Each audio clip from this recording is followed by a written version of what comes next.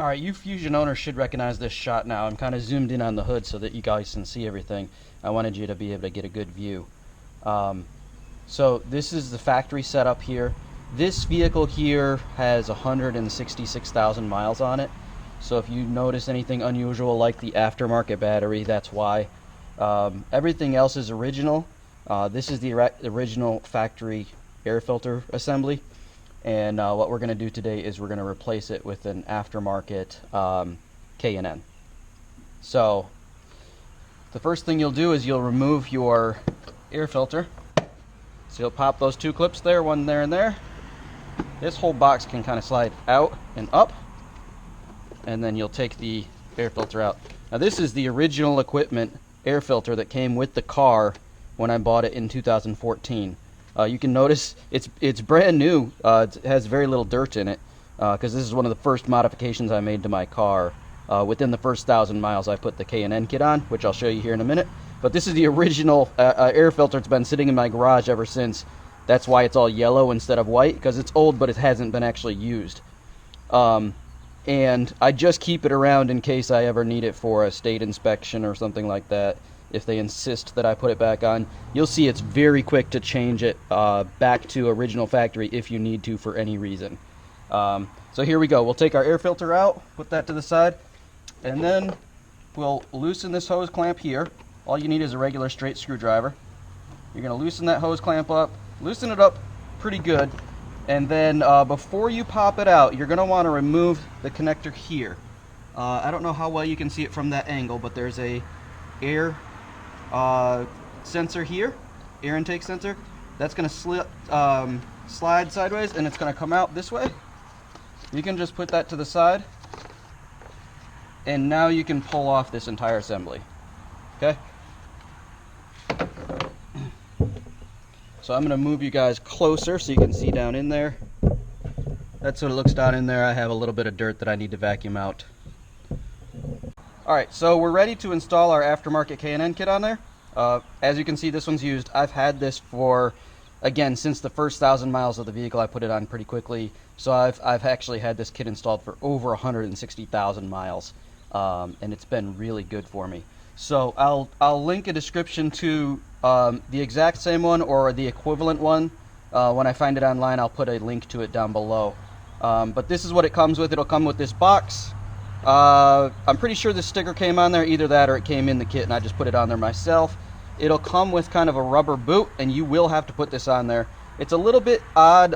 Some of the angles seem weird, but it really, this is not to seal any kind of air or anything. It's really just to protect the edge, just from anything sharp. Key things to note, this is important. This tab will lock in here, and then you've got two little openings here where your original factory clips will lock in. So this is really just an adapter. It's all it is. Okay, it has nothing to do with filtering the air or anything like that. Okay, so that's going to go on, and it's going to slide right in there just like that other air box came off. Make sure your alignment tab is correct.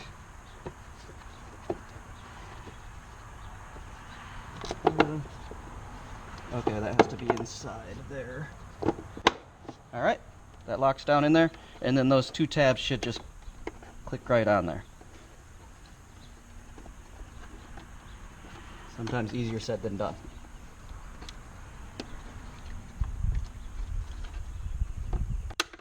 Okay, there's that one. There's the other one. All right, so that's on there nice and secure. It's not going anywhere. All right, and then this is the next most important thing, actually the most important thing. Alright, so what I've got here is the aftermarket filter. This is a K&N. This is not the first one that came with the kit. The first one that came with the kit was slightly smaller, and it had a solid cover here. This one just has more surface area. I just replaced this about 5,000 miles ago.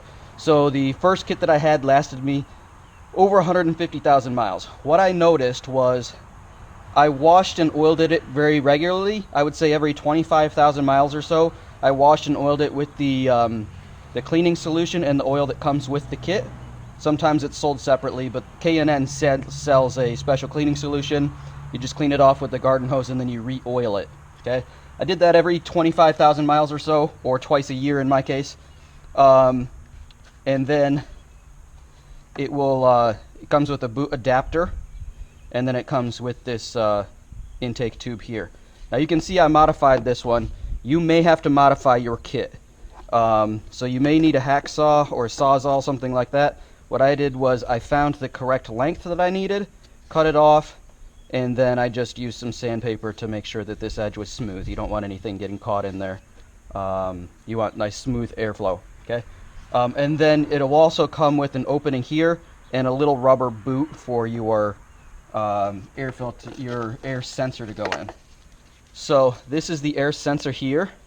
It's just going to slide right in there, and I'm going to put it in after I get the tube inserted in. But I've never had any problems with this. I've never had any errors on my dashboard come up. I've had the codes read. I've never had any kind of error codes from the air filter. So this is run, again, over 160,000 miles with this cold air intake kit, and it's worked perfectly. Okay, so first thing we'll do is we'll put our rubber boot, our hose clamp on here. We're going to tighten this down. Make sure this is good and tight. What I noticed when I just recently replaced this air filter was after, again, 150,000 miles, which was about almost 3 years of runtime on that sucker, what I noticed was the filter element was still pretty good, but I was getting a crack in the boot here as it just dried out. And you don't want that to happen, because then you're going to let articulate and dirt and stuff get inside there, which is what you don't want. So when you tighten this down, you want to torque it pretty good. You don't want any air getting in around there at all. So that's pretty tight. Now I'm going to insert this in here. This may require a little bit of finagling, but if you get that hose clamp pretty loose, it's not too bad.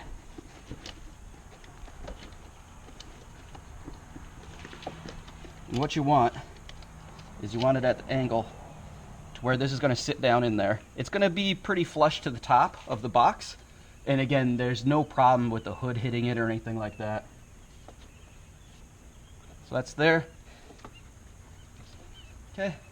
Keep the top of your hose clamp accessible from the top side in case you do have to torque it down a little bit tighter once it's in place. And then you're going to tighten this hose clamp right here.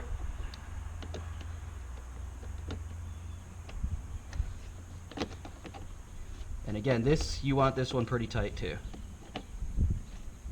The good news here is I haven't seen any kind of unusual wear or anything of this boot. It's actually held on to the K&N adapter quite well over the last 3 years. I'm going to get it good and tight. All right, we're good there. Okay, last thing is, all I'm going to do is slide my airflow sensor in there. You may have to wiggle it around a little bit. If yours fits really tight from the factory, I remember this was a really tight fit when I first put it on there, and it's exactly what you want. You want it good and tight. You don't want any air getting in there. I used a little bit of dish soap and water solution, just squirted a little bit on that rubber boot and slid it in there, and that's not going to hurt the electronics at all. But once you're in there, you're good to go. Now let's start it up, and I'll let you hear what it sounds like with the new aftermarket K&N filter on there.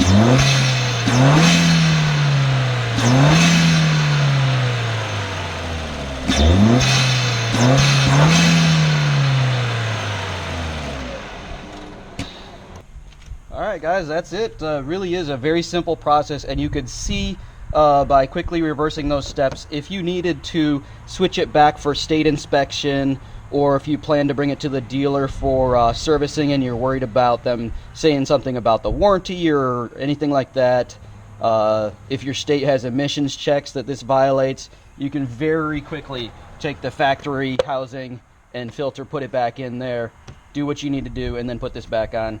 I'd say 10-15 minutes tops. Once you get the tube modified with if you have to cut yours down or something like that, like I did, that's the longest part. Once everything fits in there right, you're good to go. I would say for the money and the time, this is the best aftermarket upgrade that I've done on my Fusion. All right, guys, that ends this video. I appreciate it. Thanks. Couple quick notes here in the maintenance manual, the warranty warning, also how often to replace the factory filter, and then here's the original K&N website, and here is the shot from Amazon.com, which I'll also put the link to below.